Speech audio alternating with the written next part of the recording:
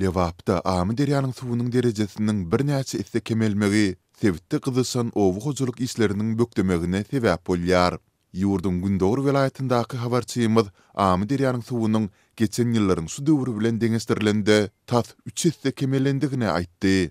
Yerli owu hojuluk närmenleri bu ýagdaýlara gysgly çäre görülmese, onda hususan da paxta hasylynyň pis boljakdygyny duýdurýarlar. Çärje we trawynyň ýassy depe, gusçular ýaly daýhan birleşikleriniň paxta meýdanlarynda häzir çelni üstü suwlary asla tutulmady. Yerli kärendeçiler bu ýagdaýlary Amy derýadan gözge salyp, etrawyň çägini çelni uzap gaýdýan 4 suw akabysynda suwun kadyly çykmazlygy bilen düşündirýärler. Bu suw akabalary Amy derýanyň Lewap welaýatynyň Üçbaş owasyndan geçen bölüginden gözge salýar we merkezi Türkmenabad şäheriniň üstü bilen çärje we tarabyna tarabakýar. Ozalky ýyllar tomuz pasy döwri Lewapda Amy derýanyň suwunyň derejesi tas 2 hisse artýardy, emma häzir ol dowamly peselýär. Munyň üstesine de umumy gurokçulugyň arasyna ýylyň hem az düşmegi netijesinde ekin meýdanlarynyň topraklary gerekli ızgary saklap bilmän, adatdakysynyň has köp suw talap edýär. Netijede akabalardaky suw ekin meýdanlaryna çykyp bilmeýär. Amy derýada suw az bolan soň kanallar suw bilen doldurulmaýar diýip yerli hünärmenleriň biri 2-nji iýunda habarçymyza gurrun berdi. Ol ýeti suw ýetmezçiligine gysgly çäre görülmese, onda bu ýagdaýlaryň suw ýygnamagy planlaşdyrylýan paxta we buğday hasyllaryna juda yaramaz täsir ýetirjekdigini duýdurdy.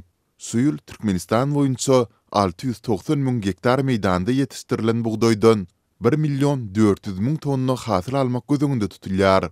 Gowaça ekisi hem 580 000 hektar meýdanda geçirilip, ondan 1.250.000 tonna çiğ mal ýygnap almak meýilleşdirilýär. Akabalaryň boýuna suw nasoslarynyň oturdulmagy suw ýetmezçiligine mümkin çözgüt bolup bilerdi, emma bu häzirki güne çenli amal edilmeýär. Daýhanlaryň ekrançylyk suwlarynyň ýetmezçiligi baradaky şikaýatlary ýyllar boýy duşduny geçirilýär diýip Lewaply hünärmen habarçymyza aýtdy.